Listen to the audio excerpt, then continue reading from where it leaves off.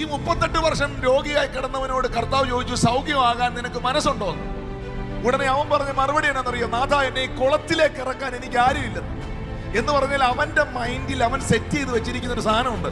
കുളത്തിൽ ഇറങ്ങിയാലേ സൗഖ്യമാകത്തുള്ളൂ. സൗഖ്യം കിട്ടണമെങ്കിൽ വെള്ളത്തിൽ ഇറങ്ങണം. പക്ഷേ അവന്റെ ടൈം വന്നപ്പോൾ തമ്പുരാൻ പറഞ്ഞു, മോനെ, കുളത്തിൽ ഇറങ്ങാതെ കരയിൽ ഹീലിംഗ് നടക്കും. You are facing any problem, any situations, the Lord will change all the problems and all the situation in His right time. അതത് സമയത്ത് ദൂതൻ വന്ന് കുളത്തിൽ. ആ ടൈം വരുമ്പോ എനിക്ക് ആരുടെ സപ്പോർട്ട് വേണ്ട.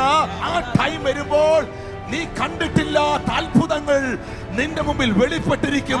സാഹചര്യങ്ങൾ മാറിയിരിക്കും. അനുഭവങ്ങളിൽ വ്യത്യാസം വന്നിരിക്കും. വഴികൾ തുറന്നിരിക്കും.